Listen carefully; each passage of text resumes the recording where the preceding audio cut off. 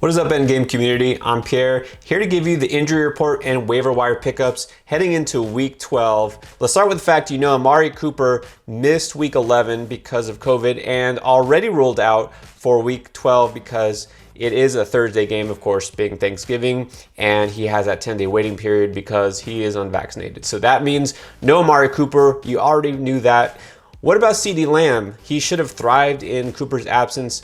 Well, instead, a really tough blow right before the half. He left because of a concussion and didn't return.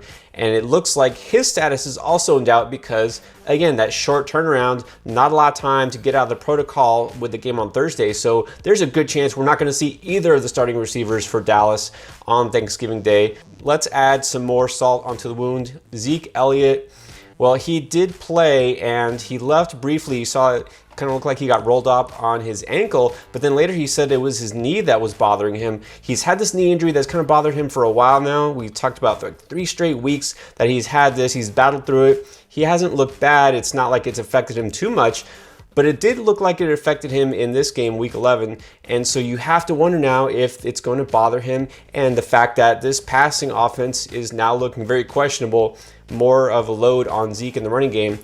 Is it going to be Tony Pollard that thrives? So I would say if for some reason Pollard is out on the waiver wire in your league because you're in a more shallow league or whatever the case is, you have to grab Tony Pollard. He's a must add. He should be on your roster anyways, somewhere on the roster in somebody's team because it is handcuff season. We know those running backs that are backups are going to be more valuable than ever. So absolutely grab Tony Pollard. Now, as far as the wide receivers go, look, Michael Gallup is the one who's definitely going to thrive. He's probably not available in a lot of leagues. If he is, he should have been added before this week, but he's a must add now. Might want to look at a guy like Cedric Wilson, who gets more involved when the opportunity rises, and he's made some big plays from time to time. So a very smart pickup right now if you can grab Ced Wilson off waivers. AJ Brown, who should be a guy that kind of carries this team throughout the second half, he kept getting banged up. He left the game and came back, I think, 3 different times. First, we saw that it was a shoulder injury. We heard that it was like an AC joint, but he played, and then he left and was ruled out with a chest injury. So we don't know what the deal is. He's got a multitude of injuries. This is a guy who really has kind of been banged up a lot throughout his career, but he has never missed extended time. Well, now we have to wonder what the deal is heading into week 12. So we're gonna have to wait throughout the week and monitor practice reports to see what the situation is for him going into the next game. There's not a lot of hope on the wide receiving core. The next guy up, who was also a smart pickup this week, was Marcus Johnson. He also left, and he left very early in the game with a hamstring injury. Didn't return. He had a hamstring injury earlier in the season, so it looks like he's going to be out at least another week, if not more. So you can forget Marcus Johnson. So we're looking at guys, maybe rookie Dez Fitzpatrick, who caught his first NFL touchdown. Again, this would be for a very deep league, but if AJ Brown is out and doesn't play this coming week, which is possible, then maybe Fitzpatrick sees an extended role, and then Nick Westbrook-Ikhine is also a guy that could see more targets. With injuries already to guys like Donovan Peoples-Jones, who might have been a viable streamer in this matchup, he was ruled out with a groin injury before the game started. Well, Jarvis Landry was a guy who, he's been mostly startable for the most part in PPR leagues. Well, he has a knee injury that made him leave this game early. So now you have to wonder who's going to catch passes for Cleveland at all next week. And the answer is, it doesn't matter because there's no Cleveland receiver worth targeting at this point. So if you had Landry and maybe you were depending on him, you can probably move on elsewhere and look somewhere else in the waiver wire because no Cleveland pass catcher, honestly, is worth targeting. So if you need a replacement at wide receiver, I would look to guys like Van Jefferson. If he's available, he might have been dropped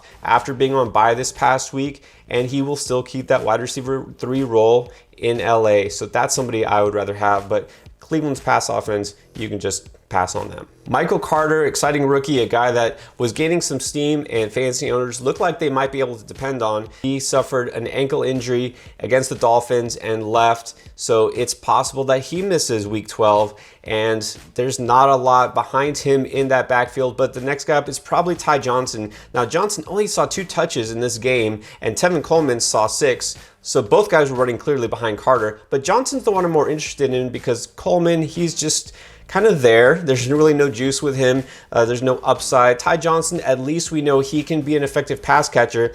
In the past 5 games, he's had 3 games where he caught at least 5 passes, and that's pretty good floor for PPR leagues. and the Jets have the benefit of playing the Texans in week 12. So Ty Johnson might be kind of a sneaky pickup. Maybe Chris will talk about him later in the week, but right now I'd say if you were a Michael Carter owner and you think you might be without him, look for Ty Johnson on the waiver wire. He's kind of a good stash anyways.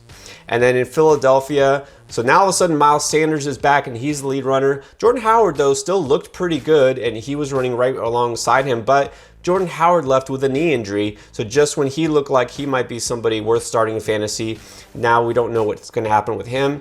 The next guy up there is Boston Scott. Kenny Gainwell, a healthy scratch. That tells you he's not going to be involved. So if Howard is out, it's still Sanders number one, but Boston Scott is going to be behind him. Like, I'm not saying you should be starting him. You really don't want to depend on this backfield at all, especially with Jalen Hurts being their most effective goal line runner. But Boston Scott is at least worth an add in a deep league. You can never have too many running back stashes. Justin Fields did leave early with this ribs injury in this game and didn't return. And Andy Dalton actually looked not half bad. Don't pick up Andy Dalton. Just don't do it. Don't risk it. All right, so that does it for your injury report and waiver wire must-adds to help you out. Guys, again, if you have some running backs that you can stash and add, now is the time to do it. We're going to talk about that all week long, so check out all our content on this channel. Thanks for watching.